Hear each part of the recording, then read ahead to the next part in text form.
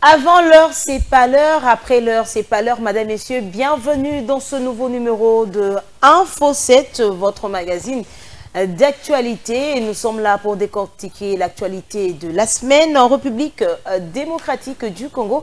Et pour en parler sur ce plateau, nous avons le plaisir de recevoir pour vous un chevalier de la plume qui nous vient de la chaîne nationale RTNC. Il s'agit de Aimé Mutombo, qui est-il? Certainement que vous les connaissez. Pour ceux qui sont amoureux de la chaîne nationale, il est journaliste, expert en question des infrastructures et travaux publics en République démocratique du Congo, détenteur d'une licence en politique extérieure, mais il est également présentateur d'une émission dénommée RDC, Infrastructure et Développement, qui a déjà 11 ans d'existence. Bonsoir. Bonsoir Madame Noëlla, merci beaucoup pour l'invitation. J'ai toujours apprécié, je suis un de vos téléspectateurs. D'entrée de jeu pour vous le dire, j'apprécie l'émission, mais aujourd'hui j'ai le grand privilège de passer à la barre pour répondre à vos questions. Ah, comme vous le faites aussi avec vos invités. Hein. Oui, c'est toujours facile d'être en face, de poser des questions, que d'être de l'autre côté pour répondre aux questions. Être invité, comme c'est le cas aujourd'hui. Je vais essayer un peu de répondre, de faire cet examen. Alors, votre émission, 11 ans d'existence déjà, une émission qui s'est focalisée dans le domaine des infrastructures en République démocratique du Congo et travaux publics. Quel est votre secret? 11 ans, c'est pas facile. C'est d'abord la discipline, la détermination, parce que sans discipline, on ne peut rien faire. Avoir 11 ans, où vous animez, même un enfant de 11 ans aujourd'hui, vous savez, il peut quitter Mongafula pour venir en ville. C'est-à-dire il connaît les méandres, il connaît les difficultés, peut-être il connaît la situation même. Il y a des enfants de 11 ans aujourd'hui qui maîtrisent même la situation politique de la République. Donc nous avons fait cette émission, nous l'avons créée il y a 11 ans déjà. Et c'est grâce à la discipline et aussi avec l'encadrement de nos autorités, aussi certains dirigeants qui nous encadrent aussi, hein, quelques directeurs. Ils sont nombreux tellement, avec des conseils. Et surtout avec la chaîne nationale, c'est-à-dire qu'il y a plusieurs directeurs, plusieurs encadreurs aussi. Oui, il y a plusieurs encadreurs aussi. Mais malgré encadrement, malgré tout ce qui peut se faire, c'est la persévérance la discipline aussi. Je dis bien, je parle de la discipline et l'organisation aussi. Vous savez, aujourd'hui en journalisme, nous voyons les gens qui font le fourre-tout. Nous nous sommes dit que nous devons avoir une thématique dans un secteur précis. Aujourd'hui, nous sommes comme... C'est une référence, hein, en ce qui concerne le domaine des infrastructures. Oui, aujourd'hui, quand il y a des félicitations, quand il y a des sollicitations de partout, cela démontre que le travail que nous faisons, c'est un travail de qualité. Aujourd'hui, nous travaillons avec plusieurs structures pour accompagner la visibilité du président de la République, de ses actions, vous voyez, depuis qu'il est au pouvoir. Mais nous avons commencé à l'époque du président Kabila. À l'époque des 5 chantiers. Nous avons commencé cette aventure et petit à petit, nous avons eu la chance et l'occasion de faire tout le Congo, voir des réalités, et nous voyons qu'il y a les lignes qui bougent, il y a des choses qui changent par-ci, par-là, à travers les différents projets initiés dans le cadre des écoles. Vous savez, quand on parle d'infrastructure, il y a plusieurs types d'infrastructures. Il y a des infrastructures routières, il y a des infrastructures scolaires, sanitaires, aéroportuaires, et ainsi de suite, et aussi que les infrastructures, c'est la clé de la réélection dans des pays qui sont en voie de développement comme le nôtre. Quand vous construisez, vous faites des choses, parce que là où une route passe, le développement suit. Donc, c'est par rapport à ça, nous nous sommes dit, nous allons travailler dans ces secteurs, et aujourd'hui, ça donne des fruits. Il y a beaucoup de gens qui veulent aussi faire des RDC infrastructure X, RDC infrastructure Y. Ça nous fait plaisir, nous voyons surtout... Vous êtes un mentor pour ces personnes. Oui, comme... Alors, la question, certainement, que les Congolais sont en train de se poser, j'allais dire, en ce moment, vous avez un diplôme en politique extérieure, du coup. Je suis journaliste formé à l'IFASIC, l'Institut facultaire de sciences de l'information et de la communication. Oui, aujourd'hui, INESIC, mais nous avons pu avoir un diplôme en licence journalisme et politique extérieure. Mais les réalités sur le terrain c'est qui ont fait que nous puissions travailler dans les secteurs des infrastructures, mais ça n'exclut pas une petite connaissance, modestement pour le dire, dans les secteurs de la politique, parce que la politique c'est ma passion, et ce que nous faisons aussi, c'est la politique mais autrement, dans un autre secteur. Parce que si vous voyez aujourd'hui, nous avons pu travailler avec 4 ministres, je dirais aujourd'hui, dans le secteur des infrastructures. Il y avait Fridolin Kassochi, nous avons eu Thomas Louaka, nous avons eu Willy Ngopos. Aujourd'hui, nous avons le ministre d'État Alexis Guissaro. C'est-à-dire, dans ces cabinets, nous avons accompagné notre petite visibilité, notre petite pierre, pour ne pas dire tout, parce que vous savez, on ne gagne jamais seul. Chacun apporte toujours sa petite pierre. Tel que vous êtes là, il y a des caméramens qui sont derrière les caméras. À la régie, il y a des gens là-bas, donc il y a des gens qui tiennent la lumière. Un réalisateur, donc il y a quelqu'un qui vous a maquillé, il y a quelqu'un qui vous a habillé. Donc tout ça, c'est comme ça nous avons eu, nous, à apporter aussi notre petite pierre. Et autant nous avons travaillé avec ces ministres, avec des mandataires publics, de la CGT, de l'OVD, de l'Office des routes, du FPI. Il y a beaucoup d'entreprises. Alors vous avez parlé de l'actuel ministre Alexis Guissaro qui était avec Jean-Michel Samalou Condé, mais il y a quand même plusieurs langues qui n'ont pas apprécié le travail de ce ministre. En ce qui concerne les infrastructures routières, vous êtes mieux placé pour nous dire le bilan de ce qu'il a fait. Ouais, il a fait beaucoup de choses, on doit se le dire, mais le défaut et le mal, le péché, peut-être, c'est que la communication n'a pas été à la hauteur pour être équilibrée avec ce qui est fait. Donc, c'est-à-dire, il a réalisé beaucoup de choses. Le chef de l'État, vous savez, c'est lui qui contrôle le tableau de bord de toutes les personnes qui ont été reconduites dans le gouvernement souminois. C'est lui seul qui a la décision finale. C'est lui qui a le stylo vert pour signer, que c'est Madame Noëlla ou c'est Monsieur Memoutombo. Alexis Guissaro a fait beaucoup de choses. Nous avons eu le privilège également de l'accompagner dans plusieurs provinces de la République démocratique du Congo. Projet Zéro Trou. Le projet Zéro Trou a été mal compris. Je m'explique. Le projet Zéro Trou, c'était un projet qui concernait 83 km de voirie, mais pas 83 km d'une manière linéaire. C'est-à-dire, quand je dis d'une manière, je vais expliquer un peu d'une manière pédagogique pour que les téléspectateurs comprennent bien. Pour qu'ils comprennent bien. Voilà. Parce que c'est un projet qui énerve un peu plus d'un Congolais. Non, non, ça ne peut pas énerver parce que ça énerve les gens qui sont de mauvaise foi, par exemple. Parce que le projet Zéro Trou, il s'agissait de 83 km, mais pas d'une manière linéaire. Je m'explique. Nous pouvons prendre devant Congo ici, par exemple, il y a une zone de 200 mètres qu'il faudrait reparer. On prend. On avance plus loin vers Willery, peut-être vers Cabinda, on prend encore 300 mètres. Ça nous fait 500 mètres. Vous comprenez? Si nous débouchons, nous allons peut-être vers l'avenue 24. Il y a 600 mètres. Nous rajoutons. Ça nous fait 900 mètres. Si nous allons quelque part, nous voyons, il y a 100 mètres. Ça nous fait 1000 mètres, ce qui nous fait 1 km. C'était des zones choisies. Ah, des zones choisies. Oui, oui. Ce n'était pas des réhabilitations totales. Il y a des réhabilitations totales et des réhabilitations partielles. Partielles, c'est une petite zone choisie. C'est ce qu'on appelle le Pointe-à-Temps, les Bibamba. Alors, ça ne prend pas beaucoup du tout, parce que vous voyez aussi, les routes de Kinshasa sont trop agressées. Il y a un grand nombre... trop agressé, c'est-à-dire trop utilisé. Okay.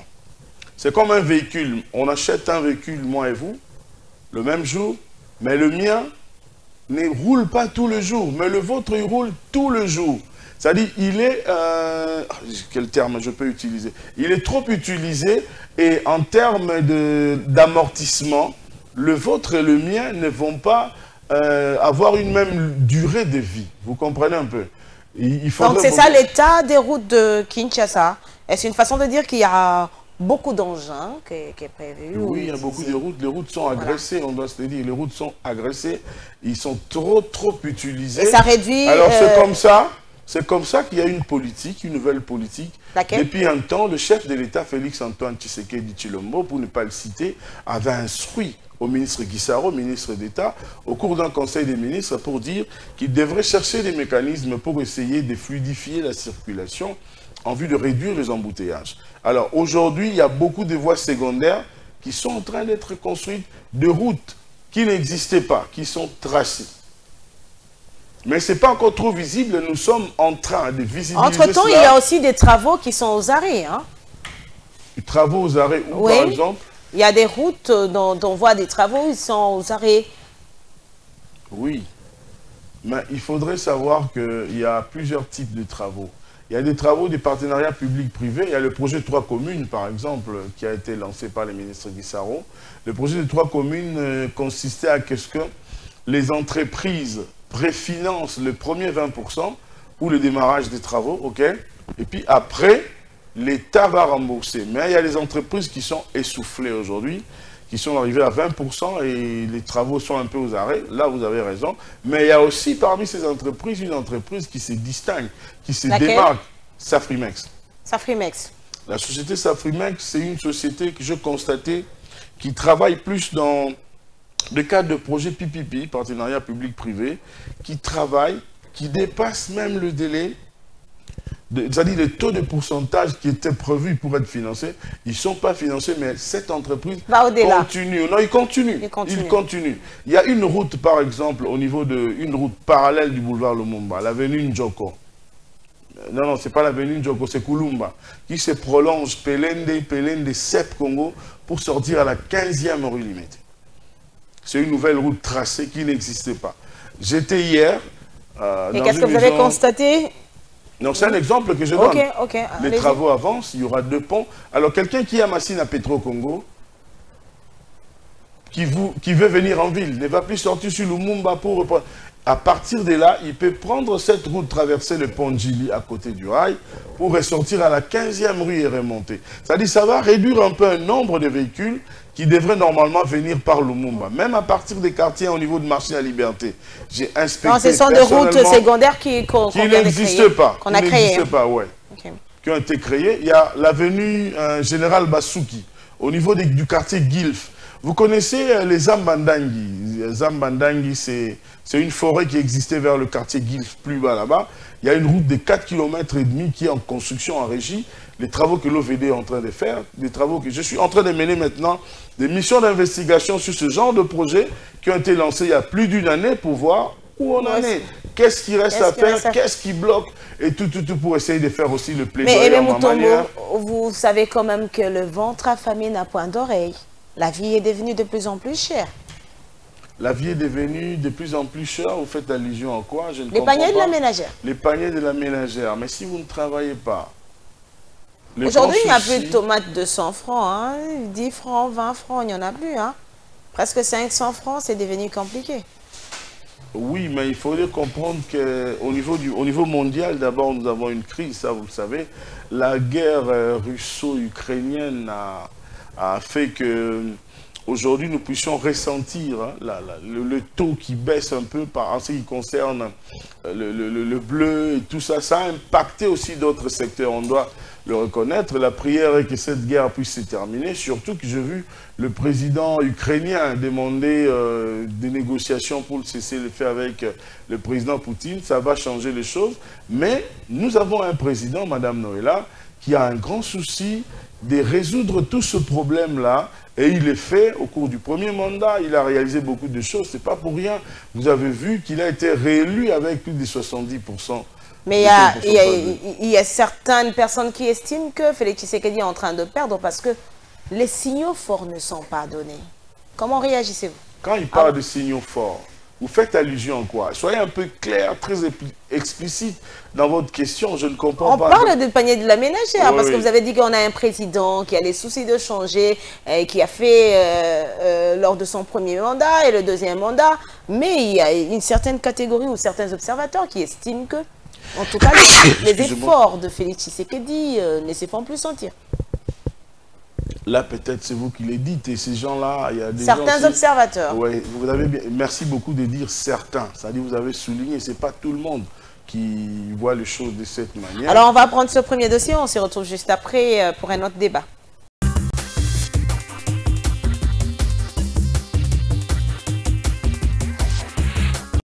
Trop, c'est trop face aux multiples détournements au pays et à la trahison manifeste envers le chef de l'État Félix-Antoine Tshisekedi d'une part et de la population congolaise d'autre part. Le sénateur Jekoko Mulumba dit en avoir ras-le-bol. Ce leader et cadre du parti au pouvoir en a marre de voir que rien ne marche malgré les efforts du chef de l'État Félix-Antoine Tshisekedi pour redresser le pays. Ce qui m'a théâtre. Il y a qu'à trahir le sous-chef de l'État, il y a qu'à trahir la population congolaise, au Azana Passi, au chef de l'État, au Mata, ko Bunda, ko Mata, ko Kita, po Bitumbe Sila, pour bas salaire Mata, pour bas tout bas se retrouver, population se retrouver, boye ba ke toko teleme la bino na sima, toko zala na sima na bino. Biso ba oyo to soutenir chef de l'État, tozo lo bango. Tozo bandana, bato bazana gouvernement, central, ba ministre, Oyo, premier ministre, salibino confiance. Mama Judith, Mokonzi Mboka salibino confiance. Biso pepe peut sous confiance. Ceux qui ne travailleront pas pour l'intérêt du peuple congolais seront sanctionnés par la population, provient Jekoko Mulumba. Biso to ba leader à Congo. Tozo lo bango na kanda. Toko linga batu ba ko trahir population les sous-soutés, Batouba sous trahir chef de l'État parce que ça a confiance. Mbalo toko kenabino tina suka. Boye bake ba blague wana foisila. Naza leader na kati ya Congo, to za ba leader rebelle bazana sima na biso toko marcher toko sala biloko pacifiquement pour to chabino hors d'état de nuire. Tozo lo bangwa parce que trop c'est trop. Bozo quand êtes chef de l'État ça ba bonne manière, ba bonne éducation. Que le loi qui tamsou ko sala boité ko sala boité faut profiter kana bonté na ye. Tona moi bonté à population to sana ngobwe ba ke mbalo oya ko yiba population to telemela ye. Aucun gestionnaire ne sera épargné par la colère de la population congolaise, insiste d'un ton ferme le sénateur Jekoko Mulumba. En ce 14 juillet 2024, le sénateur Jekoko Mulumba, communément appelé Papa Solution, se lève désormais comme la véritable sentinelle du peuple congolais. Toza le 14 juillet 2024, population fois téléma. Oh, toka kaibi to télémelaï.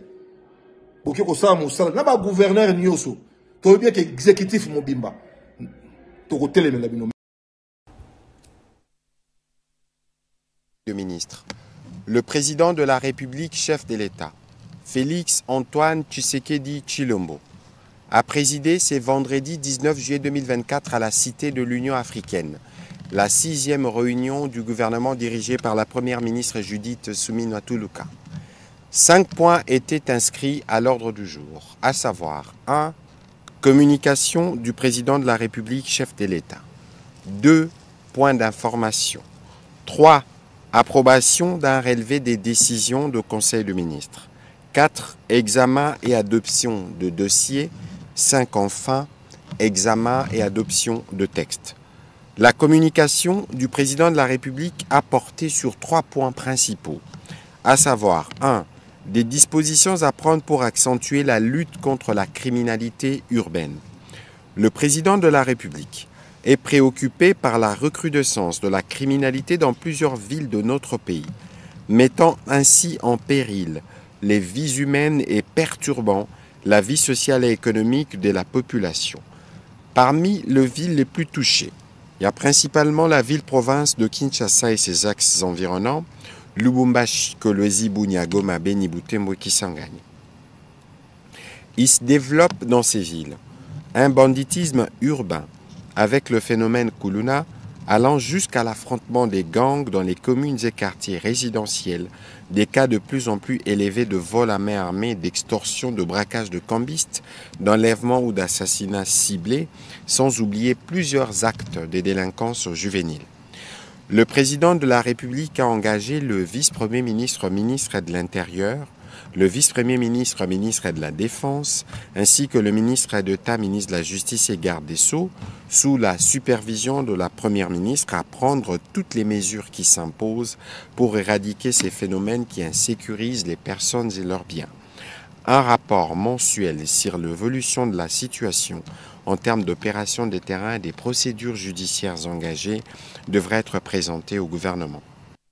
D'abord, par rapport à l'agriculture, on doit arriver à savoir qu'il y a des cultures qu'on fait pendant la saison sèche, où on arrive à développer. Pendant le cas, par exemple, des tomates, ça aime bien être cultivé pendant la saison sèche, parce que les tomates n'aiment pas les pluies directes. Le problème que nous avons dans notre pays, c'est quoi? On travaille encore à l'ancienne. Quand je dis à l'ancienne, quand il n'y a pas de pluie, on ne sait pas cultiver. Et vous allez voir que pendant cette période, qu'on s'approche pour, je crois d'ici là qu'on va commencer à récolter les maïs et autres. Normalement, s'il y avait les systèmes d'irrigation, dans un pays tel que le nôtre, on peut commencer à faire pratiquement 3 à 4 productions de maïs lent, et puis probabilité aussi avec les riz. Parce que les maïs, ça prend à peine 4 mois, les riz aussi, ça peut faire pareil. Et pourquoi pas les bleus. Mais c'est fait qu'il y a encore beaucoup à faire. C'est là, VAC que, comme le patriarche Lumumba avait dit, nous devons arriver à écrire notre propre histoire. Et c'est la même chose aussi par rapport à l'agriculture. On doit arriver à étudier notre environnement pour savoir exactement comment s'y prendre. Parce qu'il n'est pas normal une nation telle que le Congo. Nous sommes les premières réserves stratégiques mondiales. Mais par rapport à la malnutrition, on n'est pas les premiers et les troisièmes au niveau de la planète. Avec autant de sols arables, les eaux douces n'en parlons même pas. Le Congo, c'est une nation de la promesse. Et pour cela, je crois lors du premier mandat, quand le président Auré avait dédié le pays, il y a un passage clé sur des chroniques 7-14 qui a dû lire en public. Quand vous essayez d'écouter la chanson de Abbé Makamba, Popopo Tchaki Kende, vous verrez qu'il est en train de parler de Osée 4, 6. Mais je vais toujours dire c'est mieux qu'on commence à partir du premier verset. Il est pays de la promesse, on a une relation particulière avec le Créateur. Et en sachant que l'agriculture que le Congo va faire, ce n'est pas de l'agriculture, il faut mettre des produits chimiques minéraux. Ça va être de l'agriculture bio où l'homme doit le faire avec une bonne conscience, avec une très bonne moralité. Parce qu'aujourd'hui, dans d'autres pays, ils sont grands, mais en réalité, ils sont petits. Parce que tout ce qui est produit, ça nous tue. Or, ceux du Congo, ça doit arriver à nourrir. Et cela fait assez que les Congolais doivent se rapprocher à Dieu. Qui dit se rapprocher à Dieu, vous allez voir qu'il y a beaucoup de choses automatiquement qui vont se mettre en marche. Parce que je prends le cas, j'ai parlé du riz, quand vous allez en Angolais, et utilisent du riz, ils mettent des engrais chimiques, ils ne sont pas accompagnés par les gouvernements. Quand vous circulez nos rivières, il y a possibilité qu'on arrive à cultiver le blé, mais jusqu'aujourd'hui, les 99,9% des blés que nous utilisons, c'est importé. Alors, face à cela, ça demande quand même qu'on revoie notre façon d'être.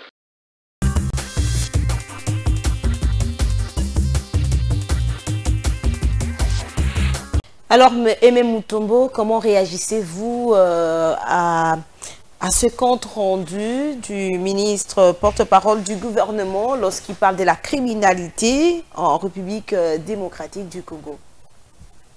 Vous savez, Madame Noëlla, ici au Congo, les gens aiment dramatiser les choses comme si Kinshasa ou le Congo, c'est la première ville où il y a un grand taux de criminalité.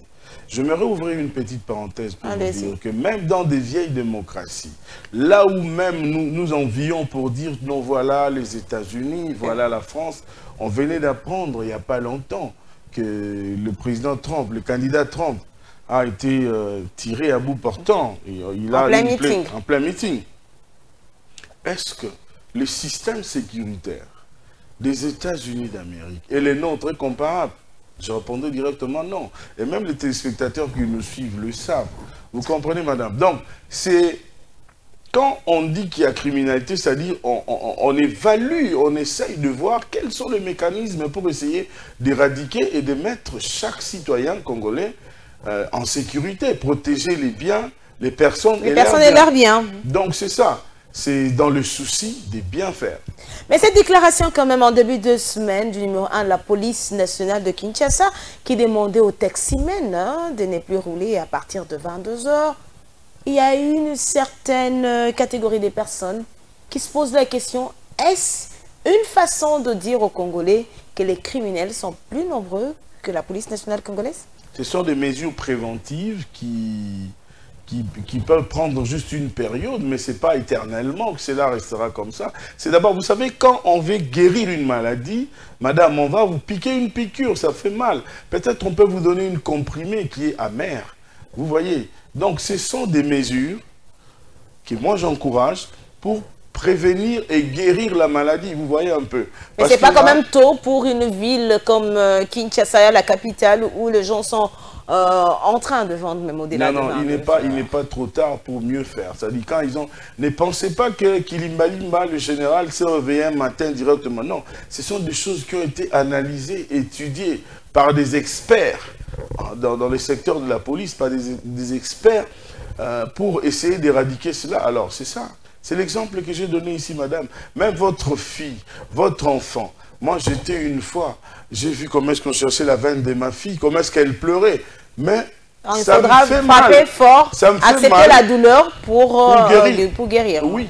Donc, c'est dans ce sens-là. Que les gens ne dramatisent pas, essayer de coller tout pour dire non, voilà, rien ne marche. Non. Même dans des vieilles démocraties, dans des pays où ils sont très bien équipés en logistique, pour faire cette sécurité avec beaucoup de caméras et tout ça. On a vu Donald Trump être tiré à l'oreille. Alors, votre regard du gouvernement souminois, nous apprenons, il semblerait que la première ministre est en train de menacer de démissionner.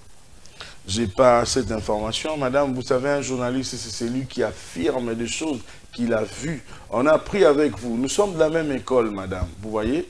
Moi, je ne peux pas affirmer des choses que je ne maîtrise pas.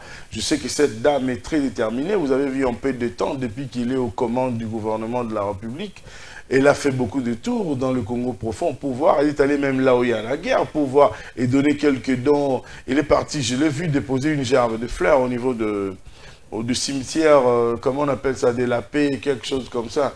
Dans l'Est. Dans l'Est de la République démocratique du Congo. C'est une dame, j'ai eu le privilège de travailler avec cette dame, j'ai eu le privilège de l'accompagner à l'époque où elle était ministre du Plan. Nous avons fait près de 30 territoires avec. C'est une dame très dynamique. Et j'ai dit toujours, je le répète, à lâcher.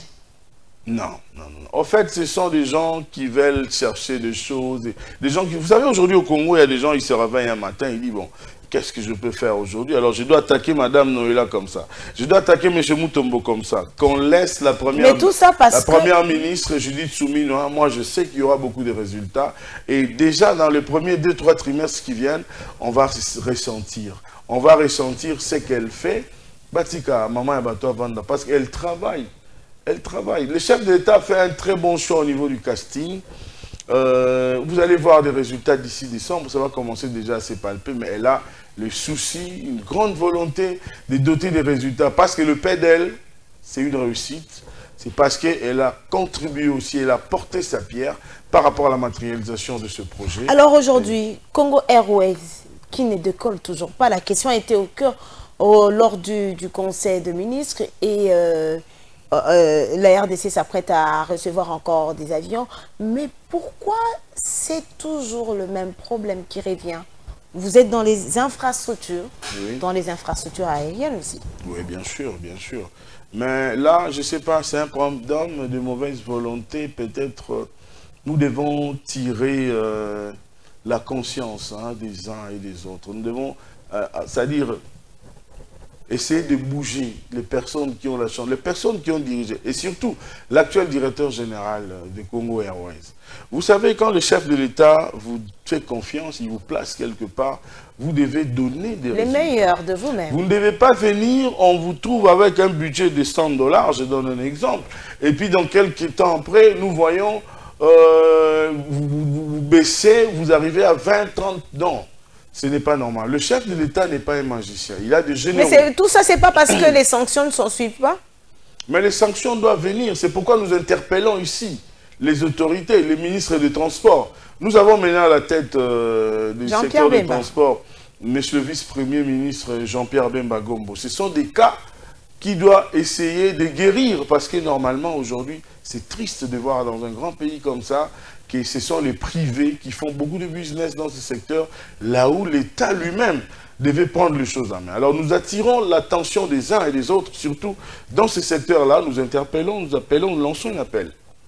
Alors, au vice-premier ministre Jean-Pierre Bemba Gombo, pour essayer de voir cette situation C'est pas impossible, c'est possible aujourd'hui de relever Congo Airways, mais c'est question de volonté, de la détermination et de la discipline. J'ai fait allusion à la discipline ici.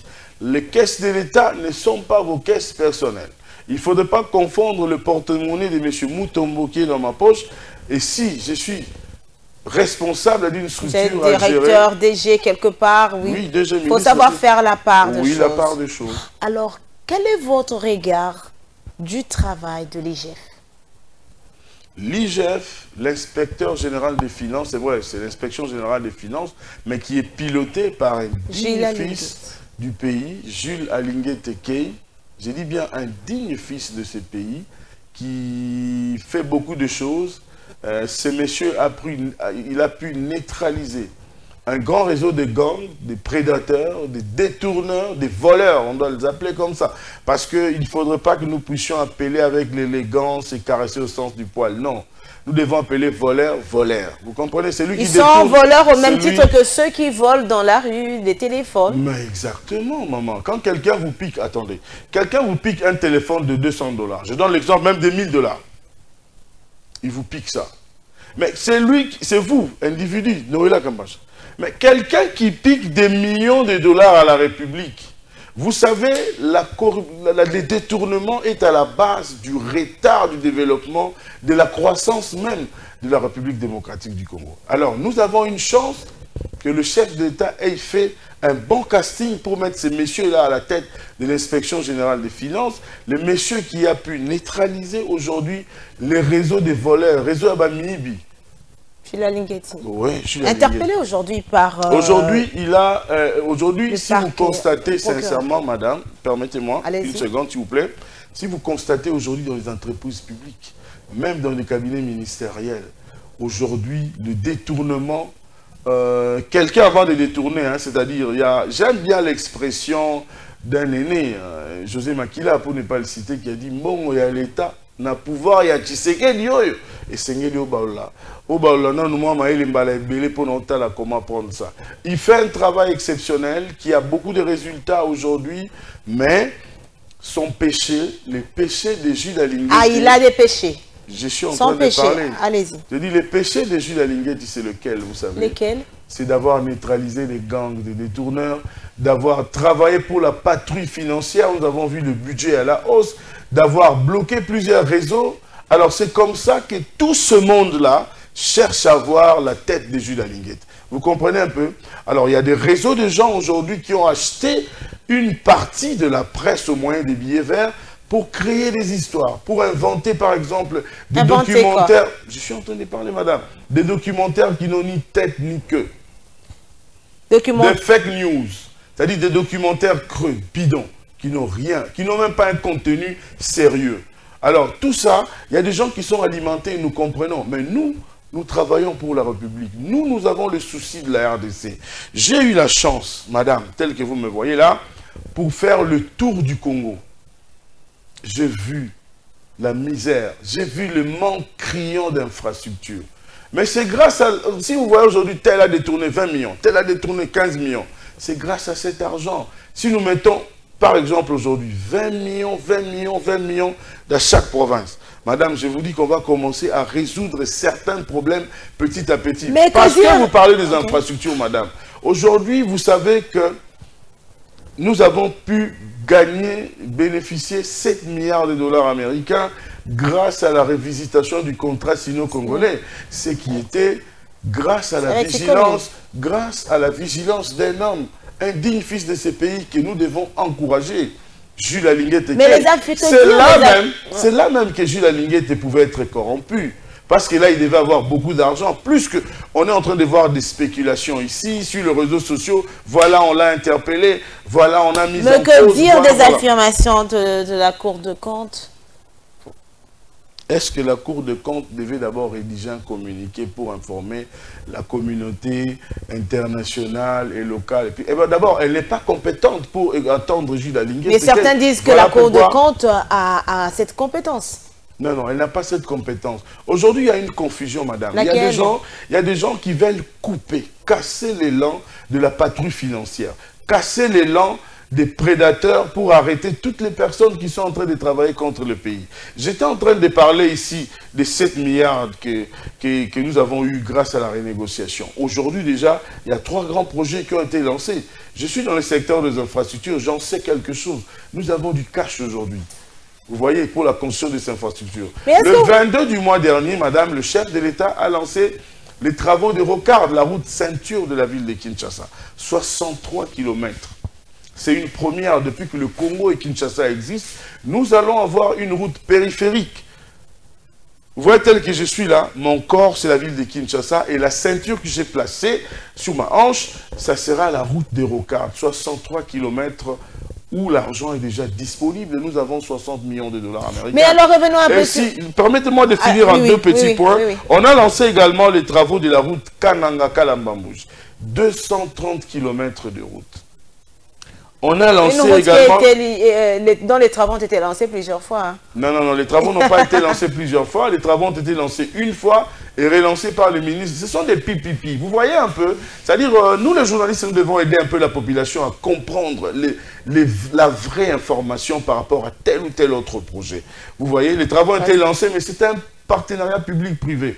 Aujourd'hui, la République paye grâce aux échanges mine contre construction d'infrastructures.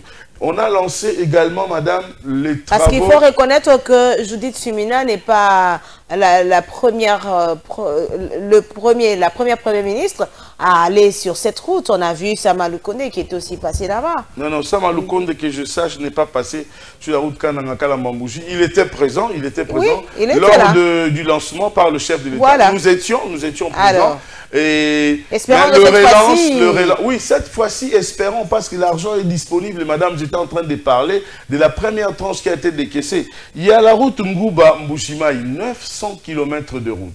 Tout cet argent qui est déjà disponibilisé, c'est grâce à la révisitation du contrat sino-congolais. Et chaque fois... Donc, vous voulez dire que c'est grâce au contrôle de l'IGF? Grâce à la dextérité, grâce au contrôle, grâce à la vigilance de Jules Alinguet. Et voilà, aujourd'hui, nous allons avoir des infrastructures, plus de 6000 km de route avant la fin du mandat actuel du chef de l'État. Mais est-ce que Jules Alinguet ne doit pas être contrôlé aussi comme il le fait? Je n'ai pas dit que Jules Alinguet ne peut pas être contrôlé, alors, mais Jules Alinguet... Pourquoi la démarche alors de la Cour de compte énerve? Non, ça n'énerve pas, mais une démarche, il faudrait entrer dans une logique. Une bonne logique, c'est-à-dire, vous n'avez pas suivi le communiqué de l'IGF, le communiqué qui a été publié la semaine dernière, c'est-à-dire, on doit avoir une autorisation venant du chef de l'État. Vous comprenez? Vous n'avez pas lu le communiqué, je vais le chercher peut-être pour vous le donner, mais le président de la Cour de compte n'a pas qualité de convoquer l'IGF pour l'écouter. Voilà pourquoi... Ça, c'est selon vous, mais il y a des documents et des gens, des avocats qui disent que oui, la Cour de compte a qualité d'interpeller Jules Alinguet. Vous savez, quand vous parlez d'avocats, il faut parler aussi des journalistes qui ont été achetés. Donc on peut dire aussi que les journalistes qui défendent aujourd'hui Jules Alinguet, comme vous êtes aussi achetés? Non. Alors? Moi, je ne suis pas acheté. Je défends la logique, madame. Moi, je suis... Et aussi, les autres journalistes disent aussi qu'ils défendent la logique. Non, il y a confusion, madame. Moi, je suis parmi les gens qui travaillent pour l'intérêt de la République. Et mon devoir, c'est de soutenir toutes les personnes qui travaillent, qui mouillent les maillots pour l'intérêt de la République. Jules Alinguet fait partie des gens... Vous savez, d'ailleurs, moi, je l'appelle le défenseur des intérêts des populations. Parce qu'aujourd'hui... Si avec quelqu'un prenait une petite voiture comme IST pour aller même jusqu'au niveau de Kisangani, aller à l'Équateur, cela sera fait grâce à cette vigilance. Alors il faudrait saluer et encourager ce genre de personnes. Moi, je décourage tous ces réseaux. Est-ce que vous découragez? Je décourage tous ces réseaux de gens qui sont en train de tirer à boulet rouge matin, midi, soir contre Jules Alinguet Tekei. Qu'on laisse ces messieurs et puis qu'on ne casse pas l'élan de la patrouille financière. L'élan de la patrouille financière a atteint une vitesse de croisière qu'aujourd'hui, il y a une crainte entre les gens qui ont la gestion, c'est-à-dire la gestion de la République comme ministère, comme mandataire public. les détournements ne se font plus comme hier. Il y a quelqu'un qui m'a posé la question, madame, pour dire non, mais comment il y a beaucoup de détournements à l'époque de Félix Tshisekedi? Non, à l'époque de Kabila, l'IGF existait mais n'existait pas. C'est Tshisekedi qui a ressuscité ça. C'est comme ça qu'on comprend, les gens avaient ces racines-là de détourner. Mais aujourd'hui, ils ont un grand malheur d'avoir en face l'alligator, les gendarmes nationaux qui travaillent bec et ongle pour donner les moyens à la République, c'est-à-dire augmenter le budget. Nous avons vu le budget être augmenté. On revient sur ce débat juste après ce dossier.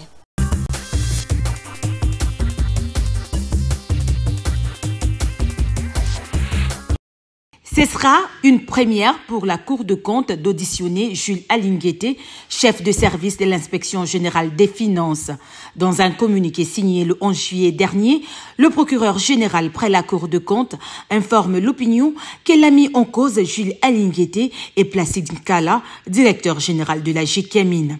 Cette mise en cause se rapporte au dossier relatif au contrat de consultance établi suivant l'ordre d'émission du 7 octobre 2023 signé par Jules Alinguete suite à la demande de consultance du directeur général de la GECAMIN, cité CEO. Cette poursuite concerne également l'inspecteur général de finances Loutete Vouemba et 4 autres de ses collaborateurs. Le contrat à l'origine de cette procédure a été conclu entre la GECAMIN et l'inspecteur général des finances en pleine mission dont la durée d'exécution fixée à 90 jours n'était pas encore écoulée. Pour l'instant, aucune date pour cette audition n'a été révélée par la Cour de compte. Seulement, les invitations ont été adressées aux concernés. Cette information a été confirmée par nos confrères d'opinion info.net qui ont réussi à joindre le procureur général près la Cour de compte, Salomon Toudiéché Nabintou.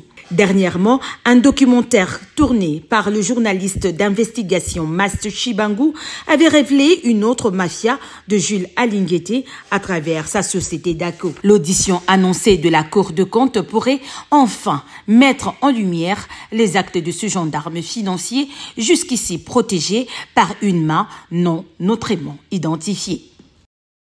Je n'ai pas été reçu. Le tombeau est vide, je suis venu, il n'y a personne.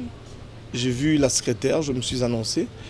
Le rendez-vous était prévu pour 11h, non pour 12h. Il est 13h, j'ai attendu, il n'y a personne, donc là je vais partir. Je suis fatigué d'être convoqué à gauche, à droite. Tantôt on va chercher des hommes d'affaires prétendus à qui j'aurais escroqué de l'argent. Tantôt on m'accuse au CESAC, j'arrive, il n'y a personne. Tantôt c'est le parquet.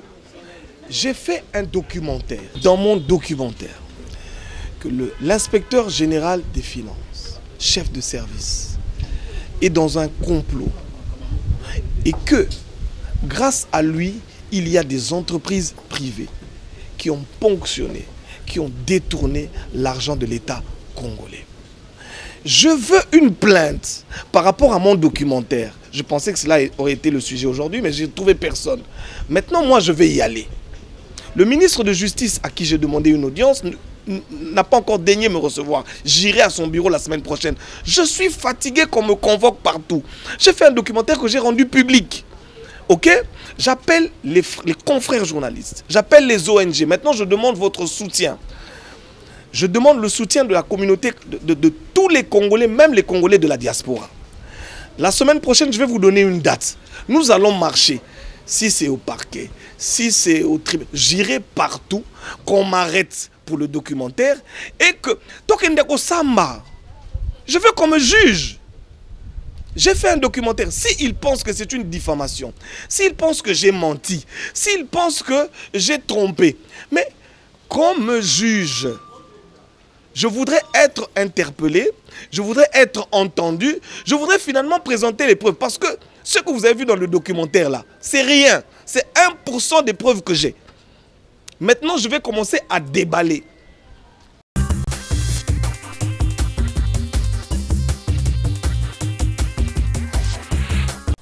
Alors, si Jules Alinguete fait correctement son travail, pourquoi les gens autour de lui s'en prennent à la Cour de compte? Parce que c'est lui qui sait qu'il est ou que la personne est correcte n'aura pas de crainte à se présenter. Jules Alinguete n'a pas de crainte à se présenter, mais la personne qui l'interpelle devait en avoir d'abord la qualité. On était en train d'en parler ici. J'ai lu le communiqué qui est même passé là. Oui, la communauté internationale. C'est là que je suis un peu sidéré. Qu'est-ce que la communauté internationale a à voir? Parce que on suppose que ce sont nos affaires internes ici, nous les Congolais. Vous voyez un peu. C'est là où le bas blesse. Et puis on fait, il n'y a pas de date, il n'y a pas, et tout. Il y a un peu trop d'amalgame dans ces communiqués-là. Il faudrait d'abord avoir la qualité pour l'appeler et l'écouter. Il fait bien son travail. Son péché, je disais ici, c'est le travail qu'il fait pour l'intérêt de la population. C'est pourquoi vous voyez les réseaux des détourneurs, les réseaux des prédateurs, des gens qui saignent les caisses de l'État pour leurs propres intérêts. Les gens qui se marient presque chaque samedi avec telle copine là-bas, telle autre là-bas, avec l'argent de l'État. C'est comme ça ils ont créé un réseau. C'est comme ça ils ont créé un réseau et ils ont acheté des avocats et même de nos confrères journalistes. Mais comment expliquer que les inspecteurs des finances contrôleurs à la GECAMIN sont transformés en conseillers? Il n'y a pas incompatibilité dans ça. C'est une mission a priori qui est comme une mission de conseil. C'est-à-dire, aujourd'hui, l'IGF travaille avec le contrôle a priori. C'est-à-dire avant, pour éviter que nous puissions tomber dans les détournements. Il n'y a pas incompatibilité. On parle d'une violation du code d'éthique et des statuts de l'agent public de l'État. Selon quel article? Selon quel article? Répondez-moi, madame. En fait, on dit qu'il veut noyer son chien, l'accuse des rages. C'est comme si quelqu'un vous disait que Aimé Mutombo a des poux sur sa tête. Vous voyez là, on vient de me raser le matin. Jules Alinguete est clean, qu'on laisse.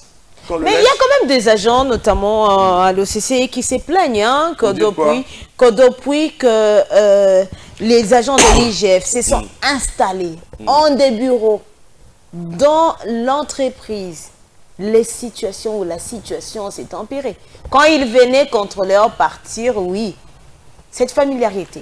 Ce sont des gens qui étaient habitués à sortir de l'argent d'une manière frauduleuse dans les caisses de l'État. Mais aujourd'hui, quand ces personnes se retrouvent, qui sont contrôlées parce que le fonds de l'État... Non, mais parce que maintenant, il semblait que la corruption s'est faite avec ces personnes.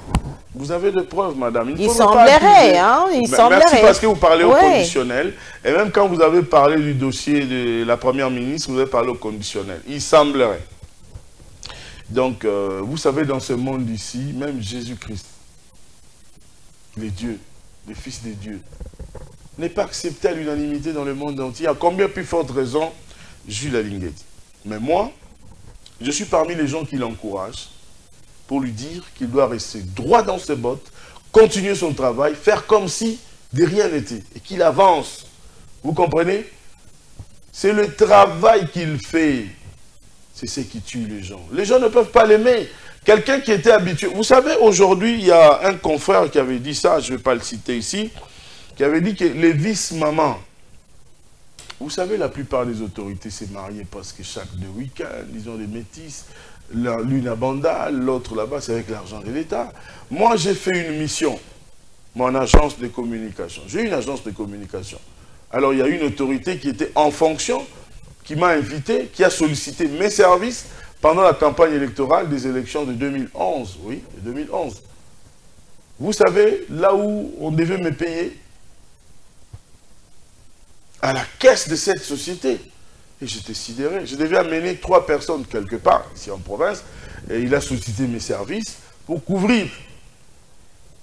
Les gens étaient habitués comme ça. Mais je ne sais pas, on allait mettre cet argent-là. Comment? Moi, je suis parti à la caisse, on m'a payé ce qu'on devait me payer, mais c'est sorti pas dans sa poche, dans la caisse de l'État.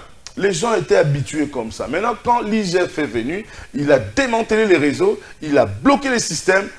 Est-ce que ces gens-là peuvent aimer l'IGF? Sincèrement, madame, je vous regarde droit dans les yeux. Ces genres de personnes-là, cette catégorie de personnes-là, est-ce que vous avez alors, ils ne peuvent pas l'aimer. Vous avez suivi Maïchi Bangou qui est prêt à affronter la justice parce que lui aussi il dénonce les détournements qui sont bien enregistrés ou organisés par l'IGF. Il est prêt à affronter la justice. Comment est-ce que vous pensez? Oui, quand j'ai parlé d'un documentaire bidon avec beaucoup d'incohérences dedans, un truc qu'il a fait, Il a des gens qui sont derrière lui, alors, qui sont en train de le qu'est-ce qu'il y a pousser. d'incohérent dans son documentaire? Est-ce que vous avez suivi ça? Non, c'est vous qui parlez d'incohérence. Alors, il faudrait suivre ça d'abord. Alors, dites-nous, qu'est-ce qu'il y a d'incohérent? Je n'aimerais pas ici venir faire la publicité de quelque chose qui n'est pas vrai. Mais qu'est-ce qu'il y a d'incohérent? Je suis en train de vous répondre, madame. J'aimerais ici appuyer et parler des choses qui sont fondées. Il y a des gens qui sont derrière Maïchibangu, qui sont en train... Comme la population qui est en train de vous suivre, maintenant, on peut dire aussi, il y a des gens qui sont derrière Aimé Mutombo. Derrière Aimé Mutombo, non, il n'y a personne derrière moi. Vous voulez faire allusion à qui? Quand vous dites qu'il y a des gens derrière moi, vous voulez faire... Non, soyez clair, madame. Soyez à l'aise. Non, je pose la question parce que vous êtes vraiment à la défensive, là, en faveur de Jules Alinguete. Je suis à la défensive tout simplement parce que le monsieur fait bien son travail. Parce vous avez suivi il n'y a pas que Maïchibangu, il y a également Edmond Izouba. Oui, il y a des gens qui sont derrière, ces amis-là que vous citez, les Izouba, les Chibangu et tout ça. Ils savent quel intérêt, quel acharnement ils ont contre Jules Alinguete. Mais la justice de Dieu, il y en a. Il est calme, il est serein, il continue à poursuivre son travail. Et là, c'est une bonne défensive. Hein? Pardon? Là, vous le défendez bien. Non, je ne le défends pas. Alors, comment je soutiens le travail que ces messieurs sont en train de faire. Parce que je vous ai donné l'exemple ici, madame. Nous allons voir plus de 6000 km. Vous savez, la plupart de ces journalistes qui parlent là, ils n'ont pas eu peut-être la chance et l'occasion de faire tout le Congo comme moi. Peut-être ils peuvent connaître d'autres réalités. Ici, nous parlons du Congo. Nous ne parlons pas de l'extérieur du pays. Vous voyez, aujourd'hui, la RDC va bénéficier de plus de 6 km de route grâce à la revisitation du contrat sino-congolais. Mais doit-on parler de chef où on a l'impression de faire... Madame, s'il y avait un endroit où M. Jules Alinguete devait accepter la corruption, le détournement, c'était dans ce dossier-là. Parce que c'est un dossier très juteux, mielleux même. Vous voyez? Alors, il y a à boire et à manger dans tout ce que ces amis-là sont en train de faire.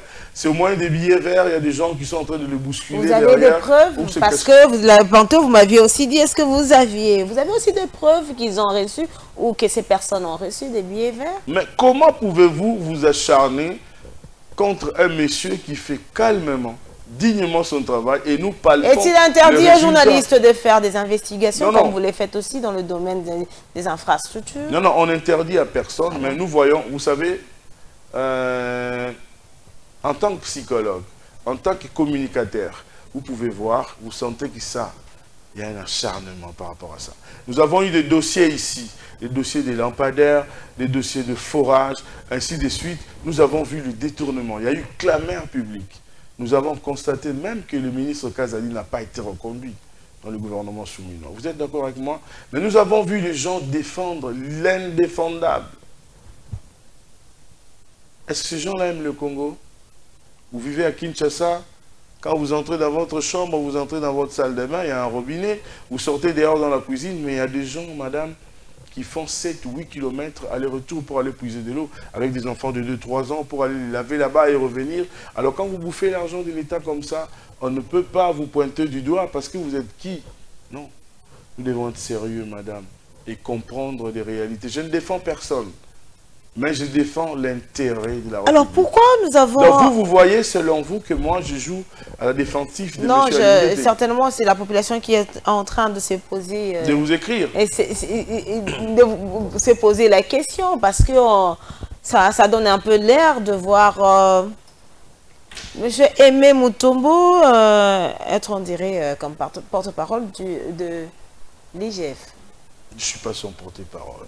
Je ne suis pas le porte-parole ni de l'IGF, ni de l'inspection générale. Sur les antennes d'une chaîne de Kinshasa, la population a exigé la démission de Jules Alinguete. Nous connaissons comment les choses se passent. Ah. Vous savez, on instrumentalise. J'ai eu affaire aussi à un baladeur, moi. J'ai eu affaire aussi à un baladeur. La population, à l'unanimité, je dirais 8 sur 10. 8,5 sur 10, je dirais même. Les gens saluaient le travail qu'il faisait, ces messieurs. Il a construit un bâtiment très imposant que nous voyons là. En fait, nous voyons ce que le monsieur est en train de faire. Mais on avait l'impression qu'avec la clameur publique, il commençait un peu à... À quoi? À se prendre la tête, comme quelqu'un l'avait dit sur ce plateau. Qui prend la tête comment? C'est un monsieur discipliné. Vous savez, quand vous faites ce genre de travail, vous devez être discipliné et fermé. Parce que c'est un père de famille.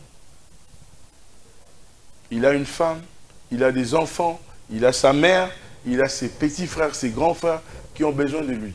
Quand vous faites ce genre de travail, d'abord vous êtes en insécurité. Alors il ne faudrait pas que vous puissiez être ouvert à tout le monde, rigoler à tout le monde. Non. Vous devez avoir vos distances et être fermé pour votre propre sécurité. C'est bien dit, c'est pourquoi peut-être que M. Jules Alingué était fermé comme ça. Parce que normalement, il fait un travail. Je ne sais pas si vous voyez le risque que M. Jules Alingué prend.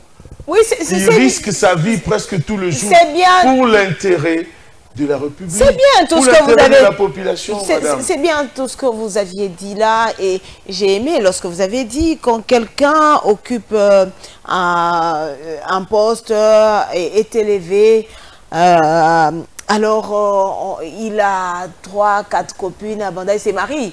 Chaque week-end, vous l'aviez dit. Alors, quand Jules Alingué est arrivé à l'IGF, après sa nomination par le président de la République, il n'avait pas non plus une chaîne de télévision. Aujourd'hui, il en a. Et je vous pose cette question d'un internaute sur les réseaux sociaux. D'où lui est venu cet argent pour monter cette chaîne de télévision? Ecofin. Jules Alingué. Donc, on peut le classer aussi dans le même lot de ceux qui se marient chaque week-end. Non, c'est un monsieur discipliné, marié à une femme, et puis... Non, mais la chaîne. Non, je suis allez-y. Ne me perturbez pas, madame. C'est comme si vous avez une mission aujourd'hui pour me perturber. Il n'y a pas de mission, ce sont des questions claires. Voilà, oui. Allez-y. Jules Alingué, c'est un haut fonctionnaire de l'État. Il a un bon salaire qui peut, dans le 2-3 mois, lui donner les moyens d'ouvrir une chaîne de télévision. Je ne voulais pas l'annoncer ici, mais je vous annonce que d'ici le mois de décembre aussi, je vais ouvrir ma chaîne. Moi, je n'ai pas les moyens que Jules Alingué a. Et ça se comprend bien. 6 mois, et même Mutombo, je peux ouvrir ma chaîne de télévision. J'ai une grande agence, très bien équipée avec des équipements des dernières générations. C'est question de discipline. J'économise le paix que je gagne. Je suis salarié à la radio-télévision nationale congolaise. Je travaille là-bas. Mais j'ai une agence de communication qui couvre les anniversaires, les mariages, quelques cérémonies aussi, même des campagnes où chaque mois, je ne rate pas presque chaque week-end. Je suis peut-être au Pullman, à Hilton, et j'ai un petit carnet d'adresses. Il y a un bon cachet là-bas. Quand je prends, je paye un peu mes collaborateurs et j'épargne aussi. C'est ce qui m'a permis. Donc ceux qui se marient aussi le week-end peuvent aussi épargner pour cela. Non. Ne confondez pas les choses. Nous parlons des mariages à répétition et puis d'installer, c'est-à-dire de loger les femmes. Non, pas vous. Je dis, oui, si Jules Alingué a épargné de l'argent pour faire monter sa chaîne, c'est-à-dire que... Est-ce que vous pensez que la chaîne de Jules Alingué est à la dimension de TV5 Monde? Je dirais non. Vous pensez que la chaîne de Jules Alingué a la dimension de France 24? Non, c'est une chaîne en TNT. Et cette chaîne est sur Canal+. Je veux pas... Vous savez, vous me poussez à dire des choses qui fait voir aux téléspectateurs que je suis en train de faire la défensive de Jules Alingué. Non, je parle juste des réalités, de ce que le monsieur fait. Les résultats palpables et concrets du travail qu'il réalise. Alors, si c'est un acharnement, ça profiterait à qui? Aux prédateurs, aux détourneurs et aux bandits, aux fils égarés de la République qui détournent, qui veulent toujours détourner les deniers publics de la caisse de l'État à leur propre intérêt, pour leurs enfants et puis leurs femmes. Madame, Monsieur, prenons à présent ce dossier, on se retrouve juste après.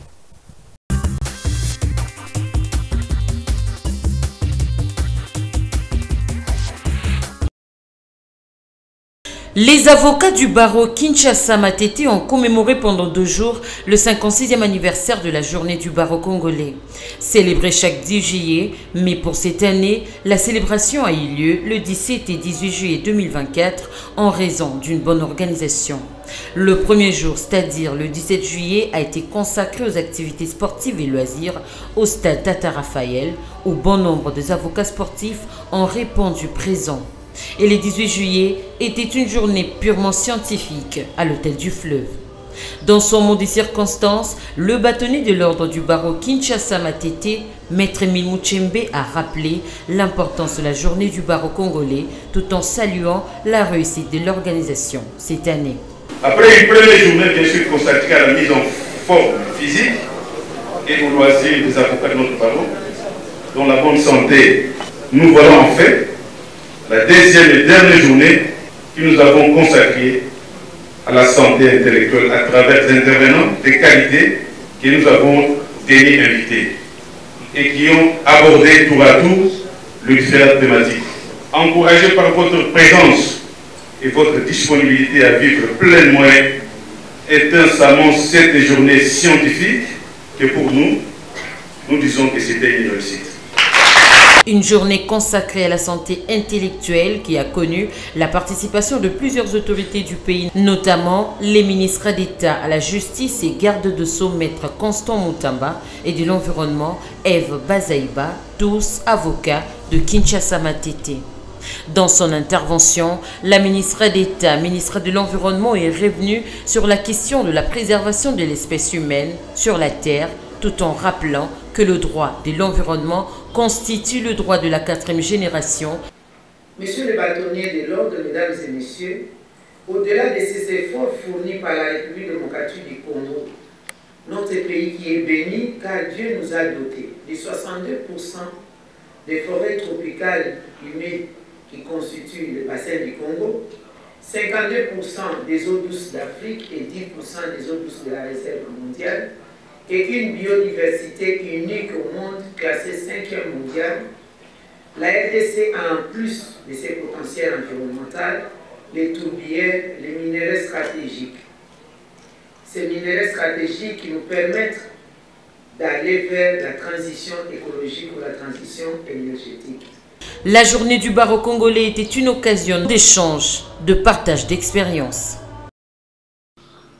Rappelons qu'en date du 11 juillet 2024 à 16 h, nous, présidence du parti, avons pris la décision de retirer notre confiance à M. Augustin Kabuya Chilumba et de ne plus le reconnaître comme secrétaire général du parti pour les faits lui reprochés tels qu'il est repris dans la déclaration qui a été largement diffusée. Le sommet du parti a la charge et l'obligation d'écouter la base et de répondre aux desiderata de la base. Bon été. Aujourd'hui, que nous sommes en bataille pour instaurer l'état de droit, est-ce que nous pouvons tolérer qu'au sein du parti règne la dictature? Retenez donc que l'UDPS reste un parti uni et indivisible. Les messages qui viennent de partout montrent l'adhésion de la base du parti à la décision salutaire prise par la direction politique pour l'instauration d'un nouvel ordre politique à la tête de la gestion quotidienne du parti. Amen. Raison pour laquelle, comme il a perdu la qualité de secrétaire général, nous l'invitons à la démission. Pour nos combattants et même nos partenaires, s'agissant du dossier de gestion des ambitions en cours et du parachèvement de processus de sécurisation des postes revenant à l'UDPS, car nous sommes membres de l'Union sacrée, la nouvelle direction politique, la présidence de l'Union pour la démocratie et le progrès social, appelle à la responsabilité de chacun et à celle de nos partenaires de l'Union sacrée à considérer qu'à dater de ce jour, l'honorable Augustin Kabouya n'a plus qualité d'engagé l'UDPS.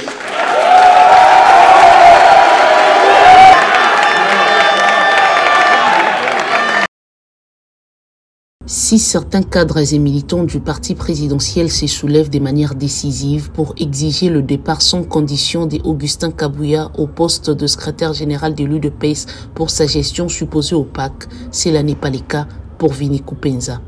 Le secrétaire exécutif du comité des sages de la force du progrès invite les protagonistes à se mettre autour d'une table pour trouver des voies et moyens légaux qui vont conduire à la convocation d'un congrès, seul organe à même d'opérer des réajustements structurels et juridiques tels que réclamés par la base de l'Union pour la démocratie et les progrès sociaux en vue de la conservation du pouvoir après 2028. Il y a beaucoup de questions. D'abord, j'ai évoqué la question de 2028. Qui est un élément sous-entendu de la conservation du pouvoir. Ça, c'est un. C'est ce que nous voulons nous organiser pour nous permettre à affronter cette éventualité, parce que c'est déjà évident que nous sommes à des pas de 2028. Et c'était les partis qui étaient organisés de la manière à trouver un président, à présenter un président aux échéances électorales. Et nous avons eu la chance de gagner des élections avec Félix Antoine Tshisekedi Tshilombo. Pour mettre fin à cette crise qui risque de déstabiliser le parti au pouvoir, le combattant Vini Kupenza sollicite l'implication personnelle du chef de l'État en sa qualité de haute autorité des références de l'UDPS. Ni été ni Augustin Kabouya, donc j'ai le respect pour toutes les deux personnalités, ils sont très importants dans notre politique. Mais il faudrait quand même qu'il y ait un arbitrage. Et le meilleur arbitre dans ça, c'est Félix Antoine Tshisekedi Tshilombo. Ses orientations seront la bienvenue dans le cadre de l'organisation du parti. Rappelons que cette fronde généralisée a commencé par une lettre ouverte du docteur Eteni Longondo adressée au secrétaire général de l'UDPS Augustin Kabouya, suivie d'une valse des contestations de plusieurs cadres et membres influents du parti.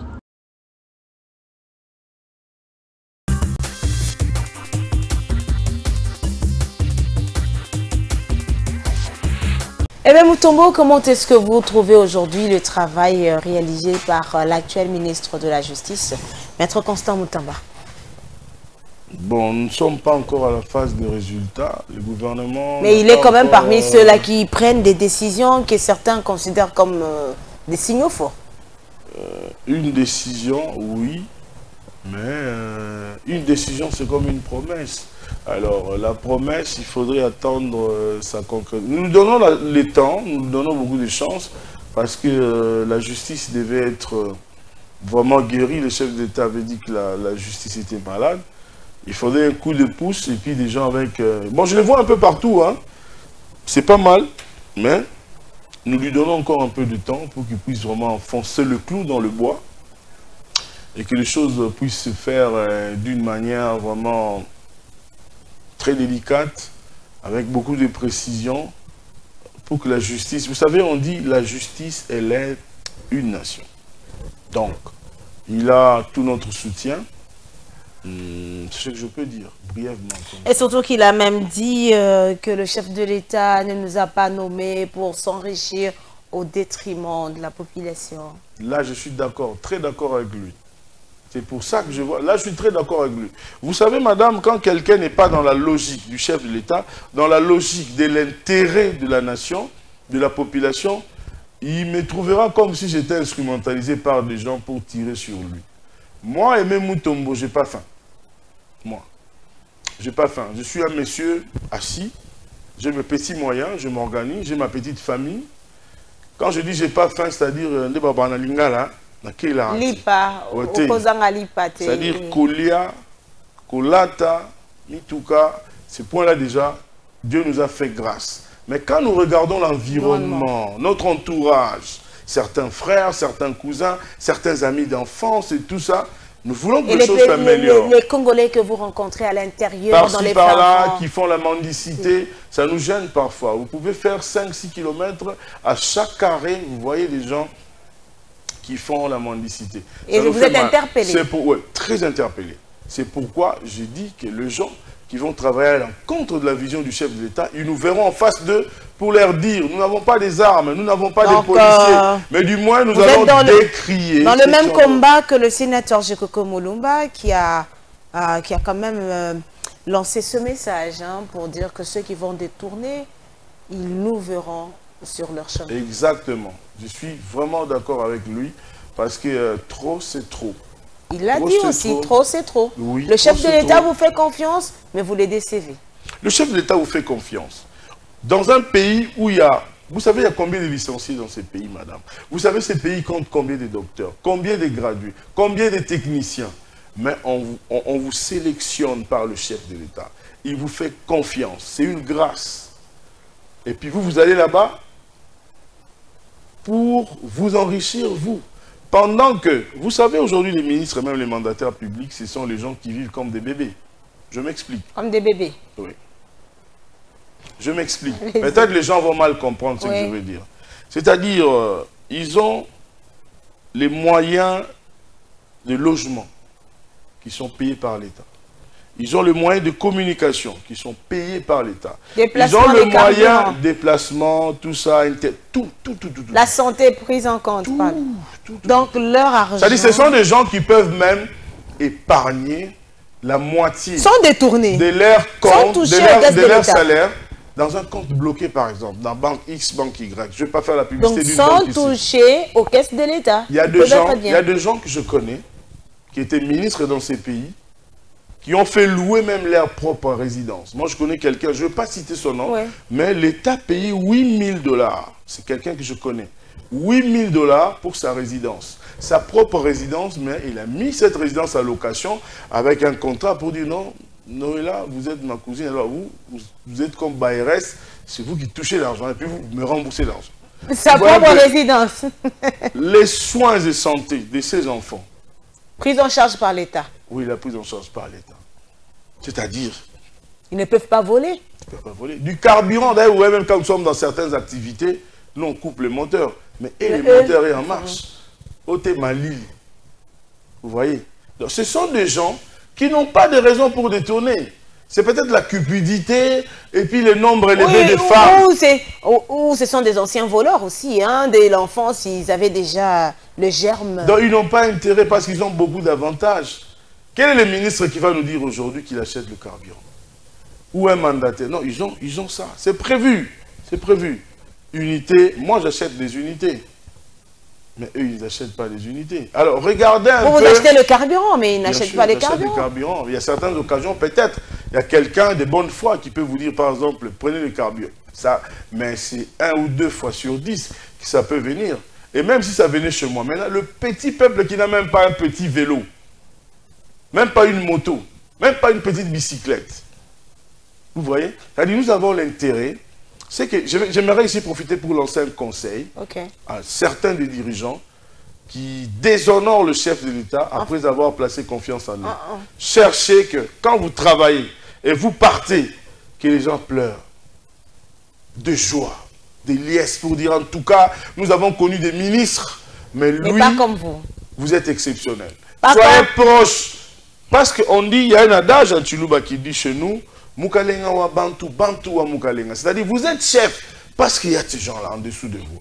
Vous êtes DG parce qu'il y a ces gens-là. Alors, travaillez pour l'intérêt de ces gens-là. Parce que vous êtes élevé, très élevé. Vous avez, en termes d'avantages, en termes de tout, vous êtes au-dessus. Alors, travaillez quand même que ces gens-là restent avec des éléments pour dire... Pas que vous êtes ministre aujourd'hui comme Robota qui est en prison, qui quitte... Est-ce que vous avez vu des scènes qui se sont présentées quand il y a eu des remises et reprises après ce gouvernement ici? Comment est-ce qu'on a humilié certains ministres qui sont rentrés? On a vu aller pester, ça s'est passé. C'est pourquoi? Parce que vous avez travaillé pour votre propre intérêt. Mais il y a des gens, regardez l'IAO, je vais prendre l'IAO. Oui, le ministre de la fonction publique. Quand il a démissionné, qui a été réclamé même par là. Qu'est-ce que vous avez vu? Donc, essayons de faire des efforts. Je ne suis pas contre X, contre Y. Non, mais c'est un bon conseil pour l'intérêt, oui. C'est une affaire de tout le monde, tout Congolais, toute personne qui se reconnaît. Simple journaliste que je suis, Dieu m'a fait grâce, j'ai pas faim. Je vis avec le maigre moyen, avec une bonne vie. Alors, placez quand même un... Il faudrait vraiment ici... Non, et là, c'est le travail que nous devons faire pour décourager toutes ces personnes qui ont les intentions et même les idées de détourner. Nous devons travailler bec et ongle sur ça et appuyer l'IGF qui travaille dans la patrouille financière. Donc, vous cherchez l'appui de l'IGF? Non, non. On soutient l'IGF. C'est le travail que lui fait soutenir le travail dans le bon sens, oui, mais pas dans le détournement. Alors, placez quand même un mot, cette crise au sein du parti présidentiel. Moi, je vais appeler les uns et les autres au sein du parti présidentiel de se mettre autour d'une table et de voir qu'il y ait des concessions de part et d'autre. Hein, c'est-à-dire ceux qui demandent à Kabouya de démissionner, et lui-même aussi Kabouya. Vous savez, c'est le parti présidentiel. Aujourd'hui, ça ne donne pas bonne image auprès de l'opposition qui est en face de ces partis présidentiels. Il faudrait que ces gens puissent rendre la tâche facile. C'est-à-dire, le chef de l'État a beaucoup de choses dans sa tête. Il y a la guerre à l'Est, il y a le problème de la construction des infrastructures. Aucun domaine ne marche pratiquement pour l'instant. Non, là, je ne suis pas d'accord avec vous. C'est pas que... Non, il y a des domaines qui marchent. Lesquels? Dites-nous. Il y a des domaines qui marchent. Je vais vous répondre. Okay. Permettez-moi de finir d'abord. Vous m'avez demandé de placer un mot par rapport aux gens de l'UDPS. En tout cas, je ne suis pas de l'UDPS. C'est un conseil que vous donnez. Je ne suis pas pour un camp ou contre un autre. Alors, je n'aimerais pas placer un commentaire pour être... des côtés gauche ou de côté droit, mais la moindre des choses, c'est que mettez vos égos de côté, asseyez-vous autour d'une table, essayez de tirer des conclusions, enfin, d'arranger les choses. Parce que je vois dans des médias, dans d'autres médias, comment est-ce que les gens du PPRD, par exemple, prennent la situation, les gens de l'opposition, des Fayoulou et consorts, pour parler et puis profiter de ça. Ah non, voilà, ça bouille là-bas, voilà. C'est vraiment pour l'intérêt de chercher la paix, parce que la paix, c'est une bonne chose. Il faudrait qu'il soit en paix, que chacun, j'insiste bien, que chaque parti fasse des concessions. On doit avoir des concessions des parts et d'autres. Je reviens maintenant pour répondre à la question que quel est le domaine qui marche actuellement en RDC? Vous dites, madame, qu'il n'y a aucun domaine qui marche en République démocratique du Congo. C'est un peu trop sévère et méchant de votre part, madame. Vous savez, quand vous dites rien, c'est comme des politiciens qui disent aujourd'hui à longueur de journée... Dites-nous la santé. Je suis en train de vous répondre, madame. Et surtout que vous avez dit tantôt, avant que le journaliste ne dise ce qu'il voit. Voilà. Dites-nous dans quel domaine ça va? Dans le domaine des infrastructures, par exemple. Je vais commencer par là parce que j'ai mené beaucoup d'investigations depuis... Vous voulez que nous parlions du mandat passé ou de ce quinquennat ici qui vient de commencer? On parle de la vie, en un mot, parce qu'on doit prendre le dernier dossier. Parler de la RDC. Il y a beaucoup de choses. Mais pour l'instant, là, on veut voir. Est-ce que vous avez jaugé le PDL 145 territoires? L'un des meilleurs programmes. J'ai fait aussi des provinces, oui. Mais peut-être pas plus que moi. Modestement, je vous l'ai dit que j'ai fait beaucoup plus que vous. Mais le PDL 145 territoires, c'est un grand projet qui a réussi et qui a donné des résultats. C'est ce qui a fait même que le président Félix Tshisekedi soit réélu. Il y a la gratuité de l'enseignement, madame. Les élèves qui étudiaient dans les écoles en paille, aujourd'hui étudient dans des écoles construites en matériaux durables et dans des coins où les gens continuent à habiter dans des maisons en chambre. La qualité. La qualité de quoi? De l'enseignement. Oui, la qualité de l'enseignement. Vous savez, on commence toujours quelque part, madame. Ce qui est très important, il fallait dire c'est la volonté. Non, non. Oui, il y a la volonté de faire. Vous dites qu'il n'y a rien qui marche. Non. En termes de voirie, aujourd'hui, la ville de Mbujimaï, 20 ans après, a plus de 35 km de routes asphaltées. Aujourd'hui, la ville de Kinshasa, madame, il y a beaucoup de routes tracées qui n'existaient pas. Je vais vous en citer même une dizaine ici. C'est vrai, ce sont des coins où peut-être vous ne circulez pas. Vous quittez chez vous, vous venez. Non, ce sont des routes de déviation. La route Nzolana, la route Zambandangi, la route Kouloum. Mais entre-temps, les embouteillages continuent, non? Il fallait désengorger. Parce que la plupart de ces projets sont à 70-60% en train d'être à la phase de finalisation de ce Alors, madame, messieurs, on prend ces derniers dossiers de notre rendez-vous de la semaine.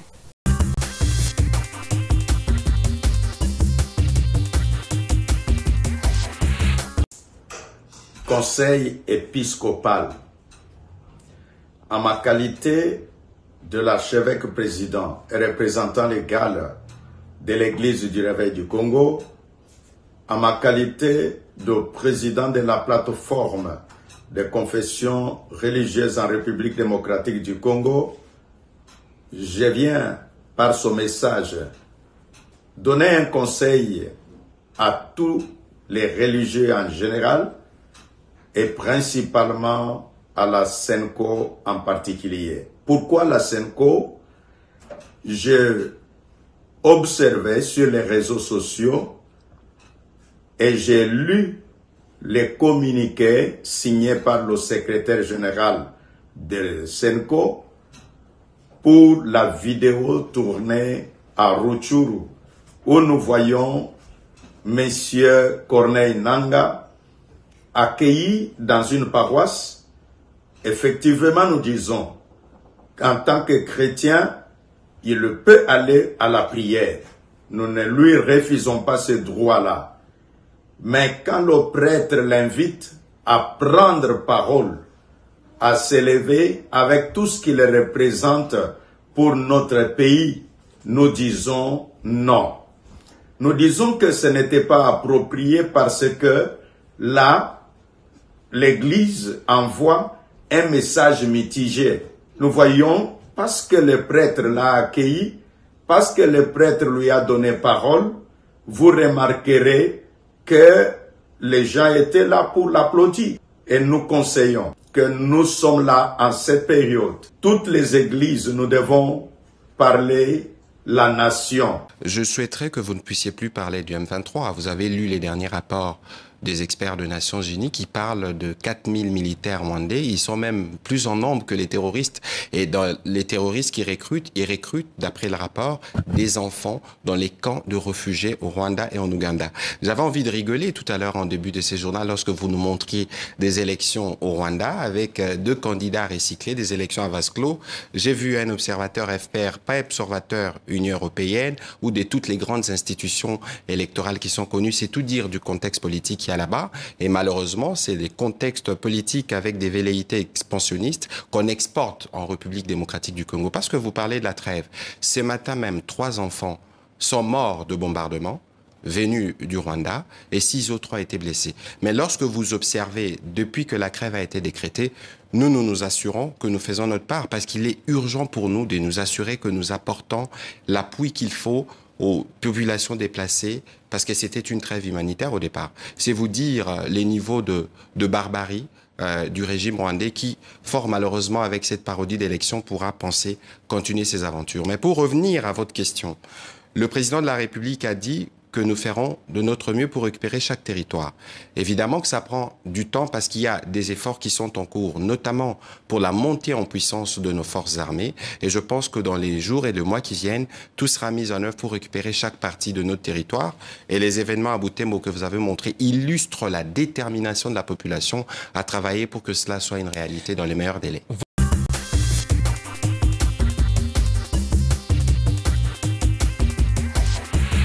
Aimé Mutombo, vous êtes dans la capitale de la République démocratique du Congo et Kinshasa a déjà un nouveau gouverneur, Daniel Bumba. Comment est-ce que vous voyez le profil de Daniel Bumba pour les défis de la capitale congolaise? On juge les maçons au pied du mur, hein, comme on le dit. Il est en train de réhabiliter, c'est-à-dire de nettoyer ses bureaux.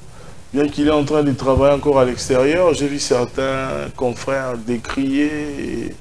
Je ne suis pas vraiment trop proche, hein, mais il a beaucoup de choses à faire parce que Daniel Bumba ne peut pas nous faire regretter Ngobila. Parce que Ngobila, permettez-moi d'ouvrir une petite parenthèse, Ngobila a laissé beaucoup d'infrastructures. Alors il doit travailler pour faire plus que Ngobila. Nous avons l'avenue Lenguesa, le marché central. Nous avons les avenues à Mombele, presque par-ci, par-là. Jusque-là, concrètement, il n'y a pas encore quelque chose qu'on sent, pour dire... alors, nous ne sommes pas contre lui, mais nous sommes... Il y a plus d'un mois qu'il est arrivé, comme vous le dites, là, vous ne sentez rien. C'est pas inquiétant?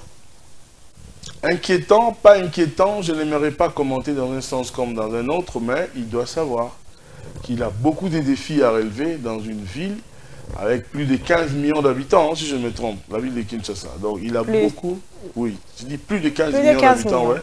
il doit s'attendre à beaucoup faire parce qu'il avait un projet pour dire que Kinshasa... Voilà. Alors Kinshasa, ça doit briller. Ouais. Kongenga en français, c'est briller, à moins que je me trompe. Donc il a beaucoup de défis à relever. Nous l'attendons. Moi, je pense que le juger maintenant, ça sera un peu trop précoce. On doit lui laisser un temps, peut-être après un trimestre plein ou 2 trimestres pleins. Là, on va revenir pour dire non, voilà, monsieur, voilà. Mais entre-temps, on lui laisse un peu le temps, mais il doit savoir qu'il a beaucoup de défis à relever. Alors, la situation sécuritaire dans la partie est de la République, quelle est votre analyse aujourd'hui? Les informations qui arrivent chaque jour qui passe font état des M23 qui ne cessent de gagner le terrain. Vous savez, dans ces secteurs, il y a aussi des gens qui n'aiment pas le chef de l'État, qui commandent d'une manière ou d'une autre. Il faudrait avoir une vraie information. Il ne faudrait pas spéculer. Il y a beaucoup de spéculations par rapport à ça. Mais le ministre porte-parole du gouvernement, lorsqu'il il cesse de condamner quand même la présence du M23, c'est quand même une vraie information. Hein. Non, non, mais on ne peut que condamner. Vous savez, il n'y a pas un papa qui peut être là, écouter les cris de son enfant là-bas, qu'on est en train de gifler par un voisin ou un voyou. Donc nous ne pouvons que condamner. Mais ce qui est bon, aujourd'hui, le monde entier sait que ce n'est pas le M23, c'est le Rwanda qui est derrière le M23. Et certains demandent au gouvernement congolais d'aller directement avec l'aspect militaire. J'ai toujours été d'avis de ça, même s'il faudrait prendre des mercenaires, par exemple, pour frapper ces Rwandais et faire reculer.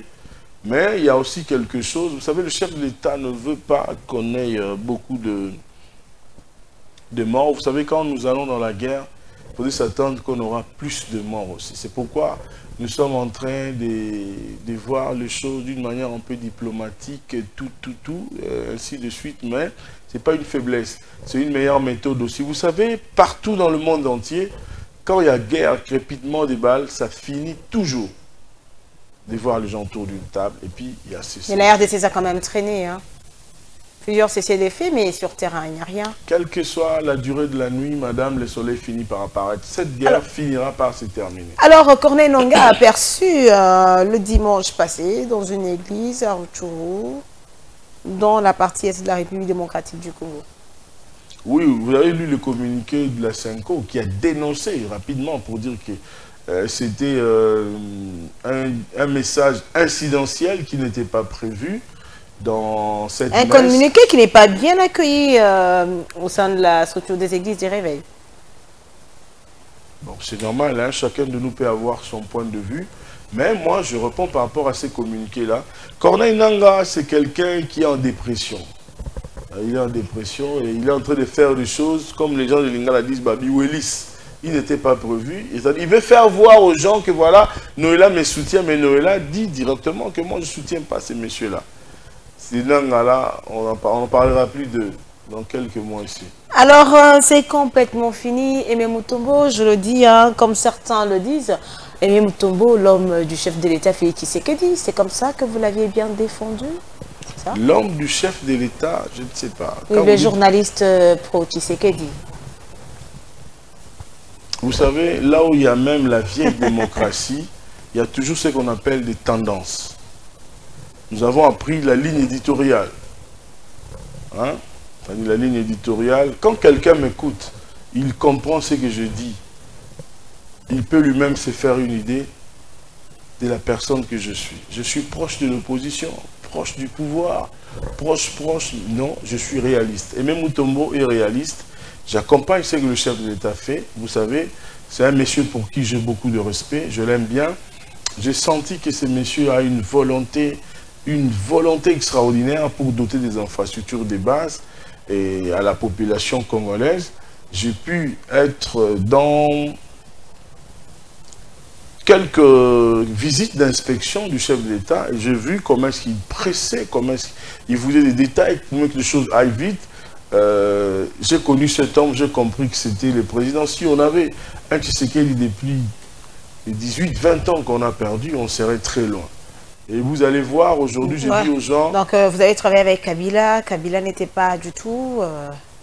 Ne cherchez pas à me mettre dans la polémique. Kabila a été président de la RDC. Parce que vous avez dit, si on avait un Tshisekedi depuis... Oui, en termes de volonté, on doit se le dire, je ne peux pas me cacher. Tshisekedi a plus de volonté. Vous voulez clairement dire que la volonté, Kabila n'avait pas la volonté.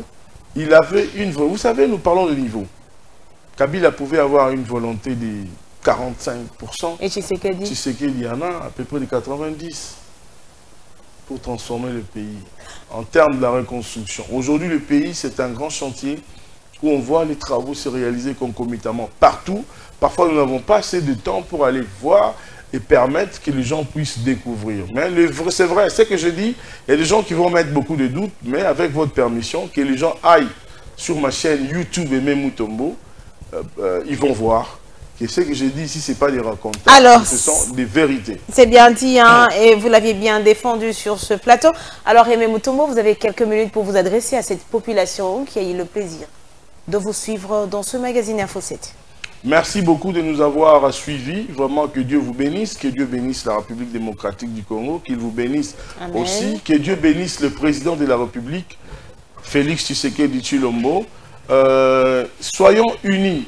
Soyons unis, prions pour les autorités et puis ne soyons pas dans des divergences, dans des polémiques inutiles contre les autorités. Vous devez prier, la Bible dit, pour les autorités dans votre pays parce que votre bonheur en dépend. Celui qui a la commande aujourd'hui de la République, c'est Félix Antoine Tshisekedi. Priez pour lui et puis que Dieu puisse l'assister, donner la force pour parachever ce qu'il a commencé.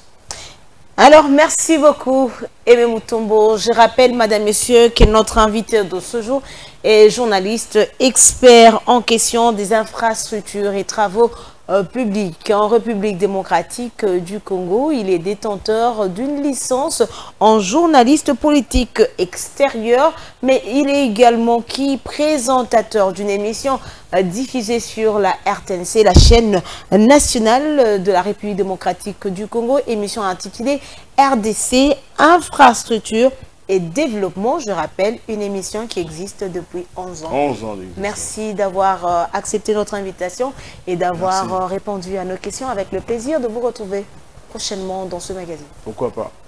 Alors, madame, messieurs, je ne cesserai de le dire, Info 7 est un magazine de Congo Web Télévision. Info 7, votre magazine. Info 7, notre magazine.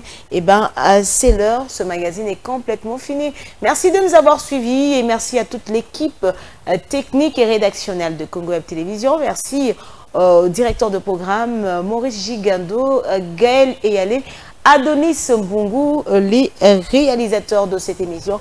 Merci de nous avoir suivis et surtout, n'hésitez pas de nous écrire et de nous envoyer vos questions. On se retrouve le dimanche prochain pour un nouveau numéro. Au revoir.